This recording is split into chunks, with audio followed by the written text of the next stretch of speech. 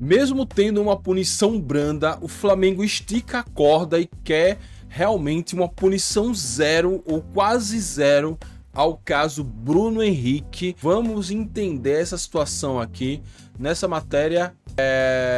Ih, perdi o site aqui. É Gazeta Rubro-Negra. Quando deu zoom, ele acabou tirando o topo do site.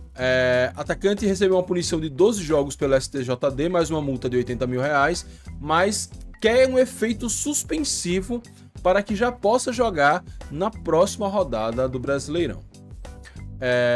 Deixa eu dar um zoom aqui. Deixa eu estar pequeno.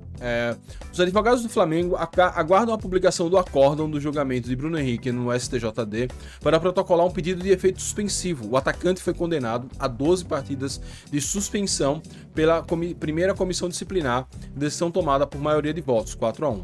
A punição tem efeito imediato, tornando o jogador desfalque até que haja definição em recursos, tanto da defesa quanto da própria procuradoria do STJD. Bruno Henrique foi enquadrado no artigo 342 do Código Brasileiro de Justiça Desportiva, acusado de manipulação ao forçar um cartão amarelo no duelo contra o Santos em 2023 no estádio Mané Garrincha pelo Campeonato Brasileiro. Esses são os fatos. Vou fazer a primeira pausa aqui. Primeiro vou pedir um like. Dá o seu like aí, deixe seu comentário, o que é que você acha desse caso todo de Bruno Henrique. E vamos lá, ao mérito da situação. Bruno Henrique teve uma pena muito branda. Muitos argumentam que, frente a outros jogadores que realmente manipularam o resultado e mudaram o resultado de uma partida, cometeram um pênalti, forçaram uma expulsão, ele somente forçou um amarelo, esse amarelo não mudaria nada o panorama do jogo, e a gente pode até, por outro lado, ele agiu de certa forma com dolo, não sei se culpa, dolo, enfim, ele agiu de má fé é a melhor palavra, ao forçar esse amarelo e trazer um lucro por alguém a uma casa de apostas. Então, se imaginava que a punição fosse maior.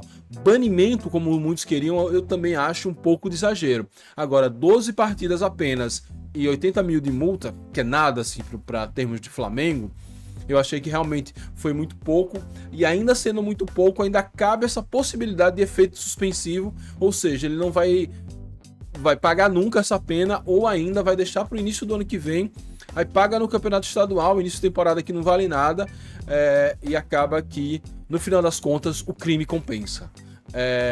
O que Bruno Henrique fez foi grave, talvez não tenha sido tão lesivo como manipular um resultado diretamente, mas ele abre brechas pelo time que ele representa, pelo jogador que ele representa, para muita coisa acontecer. E agora, com essa decisão, meio que deixou claro que você pode manipular desde que não interfira resultado. Manipula com um amarelinho aqui, manipula com um escanteiozinho acolá, coisas bobas que não vai atrapalhar o resultado final do jogo.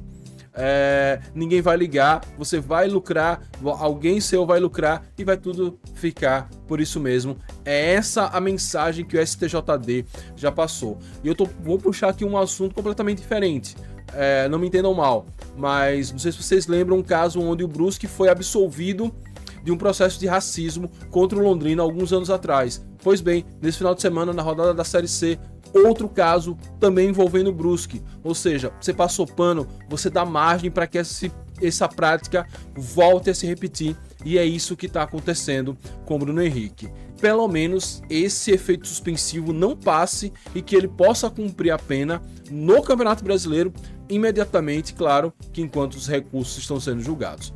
Vamos continuar aqui com a leitura da matéria. O Departamento Jurídico do Flamengo deve apresentar um pedido de efeito suspensivo nos próximos dias. Caso seja aceito pelo auditor, relator ou pelo pleno do STJD, Bruno Henrique poderá retornar aos gramados antes do julgamento definitivo do recurso. Internamente, a expectativa é que o recurso tenha chance de êxito, já que houve divergência entre os auditores sobre a prescrição da denúncia. Com isso, existe a possibilidade do atacante ser liberado para enfrentar o Juventude no próximo domingo, 14 de setembro, pela 23ª rodada do Brasileirão. Argumentos da contradição. Para os advogados, a situação gera a seguinte contradição.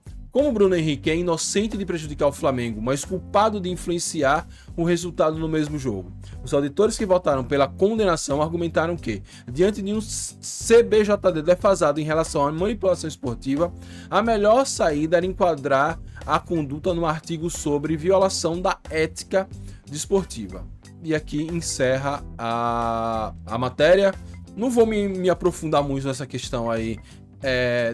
Ela é inocente, ele não prejudica o Flamengo, mas ele influenciou o resultado do jogo.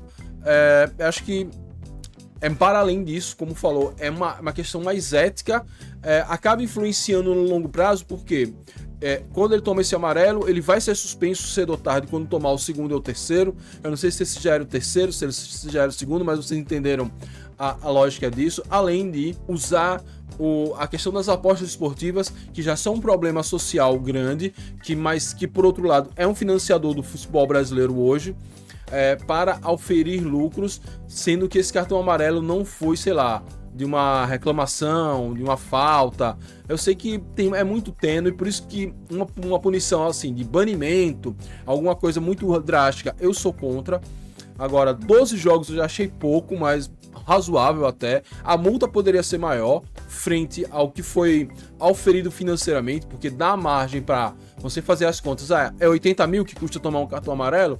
Então eu vou fazer uma aposta que gere 200 mil, pago 80 de multa, fico com 120 limpo.